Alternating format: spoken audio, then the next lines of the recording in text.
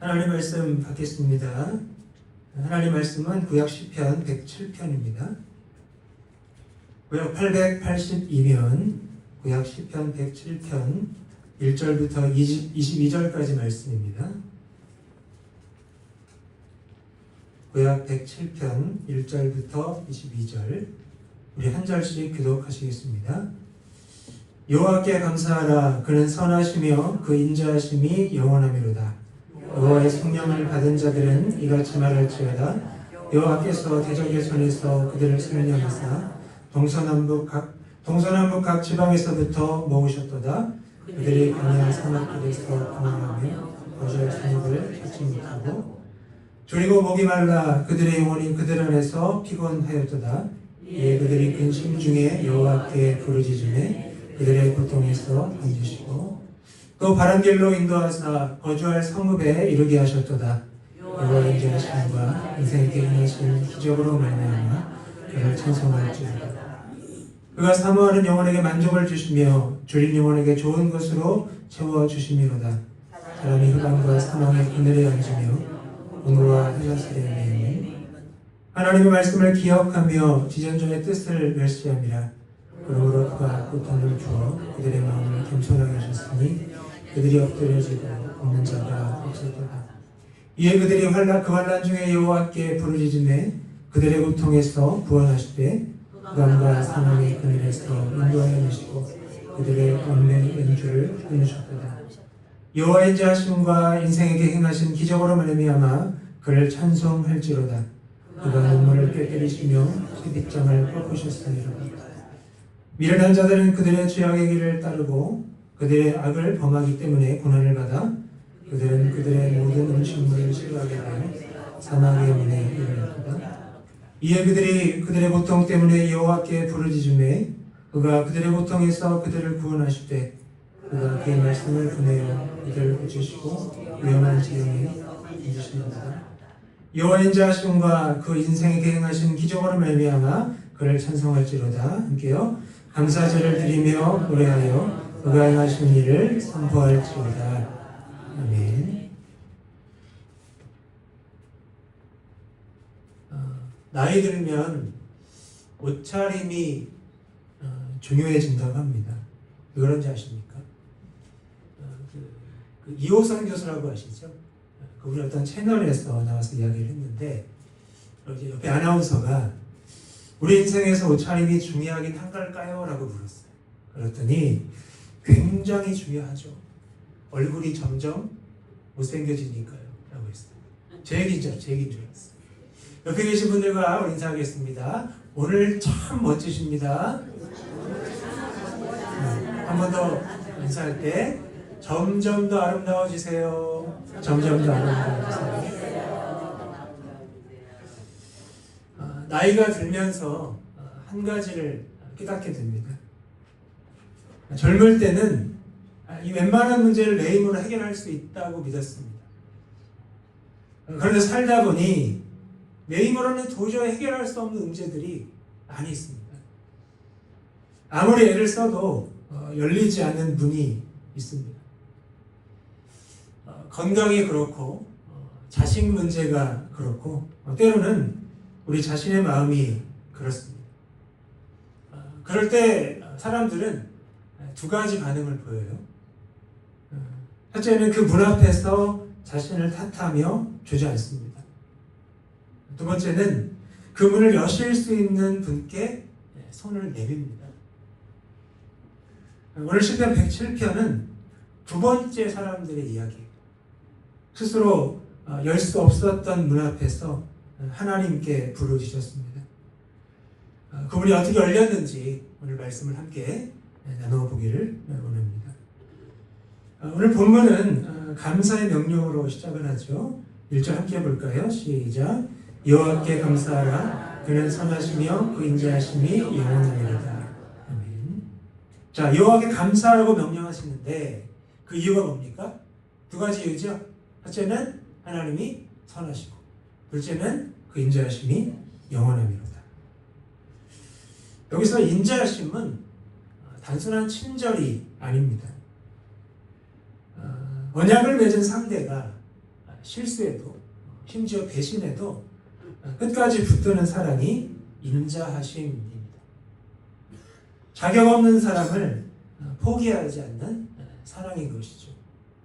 자, 근데 이 감사를 누가 드립니까? 2절을 보시면 여호와의 성령을 받은 자들은 이같이 말할지어다. 여호와께서 대적의 손에서 그들을 성령하사. 자, 성령이라는 단어가 2번 나오는데 이 성령은 이 가까운 친척이 값을 대신 치르고 가족을 구해낼 때, 그 사람이 어려움에 빠졌거나 종으로 팔려갔거나 할 때 쓰던 말입니다. 하나님이 그런 분이시라는 거예요. 우리를 위해 값을 대신 치르시고 건져내셨다는 겁니다. 그래서 우리는 더 감사할 수밖에 없는 겁니다. 자, 이제 시인은 그 구체적인 이야기들을 세 가지 이야기들을 하나씩 꺼내 놓습니다. 자, 첫 번째 이야기는 4절입니다. 그들이 광야 사막길에서 방황하며 거주할 성읍을 찾지 못하고. 자, 여기서 방황하다라는 것은 방향 감각을 완전히 잃었다는 거예요. 여기가 어딘지, 어디로 가야 할지 모른다는 뜻입니다. 길이 지어진 황폐한 땅에서 아무리 걸어도 정착할 자리가 나오지 않는 겁니다. 여러분도 이런 순간이 있으실 거예요. 열심히 살아왔는데 문득 이런 생각이 듭니다. 내가 지금 어디로 가고 있는 걸까? 평생 해오던 일에서 물러나고 나니까 방향을 잃은 것 같습니다. 그래서 쇠약해지신 분들이 굉장히 많아요. 자, 5절은 그 상황을 더 구체적으로 보여줍니다. 줄이고 목이 말라 그들의 영혼이 그들 안에서 피곤하였도다. 몸만 지친 것이 아닙니다. 마음이 무너집니다. 더 이상 버틸 힘이 없는 것입니다. 자, 그런데 바로 그 자리에서 그들이 한 일이 있어요. 6절입니다. 이에 그들이 근심 중에 여호와께 부르짖음에 그들의 고통에서 건지시고. 아멘. 자, 특별한 방법이 아니에요. 그저 그 근심 중에 부르짖었을 뿐입니다. 그런데 하나님이 외면하지 않으세요. 7절입니다. 또 바른 길로 인도하사 거주할 성읍에 이르게 하셨도다. 자, 6절부터 보시면 고통에서 건지시고 또 바른 길로 인도하셔서 거주할 성읍에 이르게 하셨대요. 방황하던 길이 끝난 겁니다. 마침내 정착할 자리에 이른 겁니다. 자, 9절은 그 은혜를 이렇게 정리합니다. 함께 볼까요? 시작. 그가 사모하는 영혼에게 만족을 주시며 주인 영혼에게 좋은 것으로 채워 주시리로다. 아멘. 자, 광야는 스스로의 힘으로 생존할 수가 없는 곳이에요. 자, 그런데 그곳에서 하나님 어떻게 하셨어요? 굶주린 영혼을 채우셨습니다. 자, 이것이 8절에서 말씀하는 인생에게 행하신 기적입니다. 여러분 지금 인생의 방향을 잃으셨습니까? 부르짖으시기를 바랍니다. 다른 특별한 방법은 없어요. 하나님은 그 부르짖음을 결코 외면하지 않으십니다. 자, 두 번째 이야기입니다. 10절입니다. 사람이 흑암과 사망의 그늘에 앉으며 본거와 쇠사슬에 매임은. 자, 여기서 흑암과 사망의 그늘은 그냥 어둡다는 뜻이 아니에요. 생명의 빛이 완전히 차단된 절망적인 상태를 가리킵니다. 자, 게다가 쇠사슬에 매여 있어요. 스스로 빠져나올 방법이 없습니다. 자, 그런데 왜 이런 자리에 이르렀을까요? 자, 11절이 그 이유를 말씀하는데요. 하나님의 말씀을 거역하며 지존자의 뜻을 멸시하리라. 자, 이유가 뭡니까? 하나님의 말씀을 거역한 결과예요. 스스로 자초한 겁니다. 여러분, 이 일은 시편에 나온 이스라엘 백성들만의 문제가 아니에요. 우리도 그럴 수 있습니다. 우리도 돌아봐야 할 부분이 있습니다. 우리가 겪는 어려움 중에는 순전히 외부에서 온 것도 있지만 우리의 고집과 불순종의 결과도 있습니다. 자, 그럴 때 어떻습니까? 하나님께 나아가는 것조차 부끄러워요. 자, 그래서 이건 다 내 잘못인데 무슨 낯으로 기도하나? 이런 마음이 듭니다. 자, 그런데 본문은 정죄로 끝내지를 않아요. 13절입니다. 자, 이에 그들이 그 환난 중에 여호와께 부르짖음에 그들의 고통에서 구원하시며. 아멘. 자, 여기서 이 그들 어떤 사람들이에요? 하나님 말씀 거역한 사람들이에요. 자, 그들이 자초한 환난이었음에도 부르짖었을 때 하나님은 응답하셨습니다. 자, 이것이 바로 인자하심이에요. 자격을 따지지 않는 사람입니다. 16절은 그 구원의 장면을 생생하게 그려냅니다. 그가 논문을 깨뜨리시며 쇠빗장을 꺾으셨습니다. 자, 논문, 쇠빗장, 자, 어떤 게 떠오르십니까? 사람의 힘으로 열 수 없는 감옥의 구조예요. 논문이니까 내 힘으로 깨뜨려지지 않고, 문빗장은 바깥에 있어요. 바깥에서 걸어 잠근 거예요. 그러니까 안에서 아무리 밀어도 열리지를 않습니다. 그런데 어떻습니까? 그런데 그 문을 하나님이 직접 깨뜨리신 거예요. 우리도 아무리 애써도 열리지 않는 그런 문 앞에 서 있을 수 있습니다. 근데 어쩌면 그 문은 우리 스스로 만든 결과일 수도 있어요. 자, 그러나 부끄럽지만 물러서지는 마시길 바랍니다. 하나님은 사람 힘으로는 열 수 없는 문도 깨뜨리시는 분이에요. 하나님께만 희망이 있는 거예요. 하나님 포기하면 우리에게 희망이 없습니다. 그러니까 부끄럽지만 포기하지 말고 물러서지 말고 하나님 앞에 나아가시기를 부탁드립니다. 자, 마지막 세 번째 이야기입니다. 17절입니다. 미련한 자들은 그들의 죄악의 길을 따르고 그들의 악을 범하기 때문에 고난을 받아. 자, 미련한 자들은 보통 성경에서 원수들을 가리키던 말입니다. 근데 시인은 그 말을 지금 자기 백성에게 돌리고 있어요. 무슨 뜻입니까? 우리도 얼마든지 어리석은 길을 걸을 수 있다는 뜻이에요. 여러분, 우리가 항상 지혜롭습니까? 우리가 안전합니까? 그렇죠. 우리도 어리석어질 수가 있습니다. 자, 18절은 그 결과를 보여줘요. 자, 그들은 그들의 모든 음식물을 싫어하게 되어 사망의 문에 이르렀도다. 자, 몸도 마음도 무너졌어요. 식음을 전폐합니다. 그야말로 죽음의 문턱이에요. 근데 이것도 어리석음의 결과죠. 근데 여기서도 반전이 일어납니다. 19절입니다. 이에 그들이 그 환난 중에서 여호와께 부르짖으매 그들의 고통에서 구원하시되. 아멘. 자, 똑같은 패턴이에요. 똑같은 패턴. 부르짖음, 그리고 뭡니까? 응답. 부르짖음과 응답.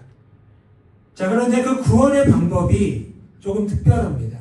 20절을 보시면 그가 그의 말씀을 보내어 그들을 고치시고 위험한 지경에서 건지시는도다. 아멘. 저 사람 병들었어요.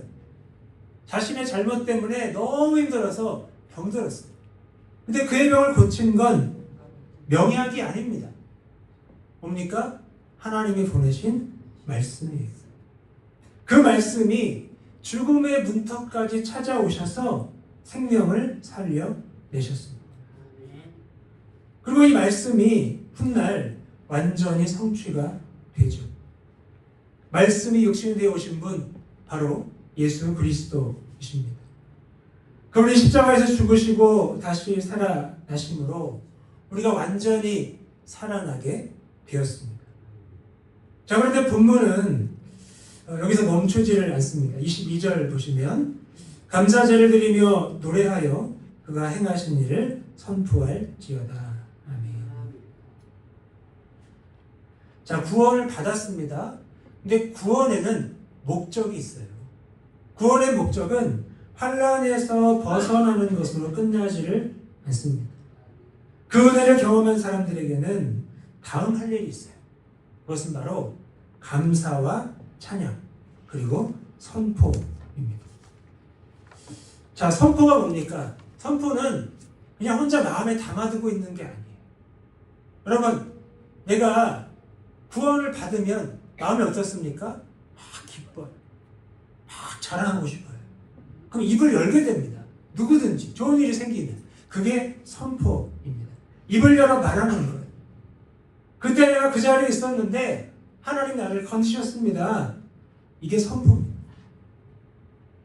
여러분, 하나님께 받은 은혜는 마음에만 간직하는 것이 아니라 입술로 흘러가야 돼요. 자, 이제 말씀을 정리하겠습니다. 오늘 본문에는 세 종류의 사람이 등장합니다. 광야에서 길을 잃은 사람, 흑암과 쇠사슬에 갇힌 사람, 병들어 죽음의 문턱에 이른 사람입니다. 자, 상황은 다 달라요. 자, 그런데 하나님이 응답하신 방식은 같습니다. 그들이 그 근심 중에서 부르짖었을 때 하나님은 외면하지 않으셨다. 이게 성경의 선포예요. 여러분, 지금 어떤 문 앞에 서 계십니까? 그 문은 외부에서는 어려움일 수도 있고 우리 자신의 잘못으로 만든 문일 수도 있습니다. 그러나 분명히 기억하셔야 할 것은 그 문은 우리가 여는 게 아니에요. 내 힘으로 여는 게 아닙니다. 논문을 깨뜨리시는 분, 말씀을 보내어 죽음의 문턱에서도 우리를 건지시는 분이 계세요.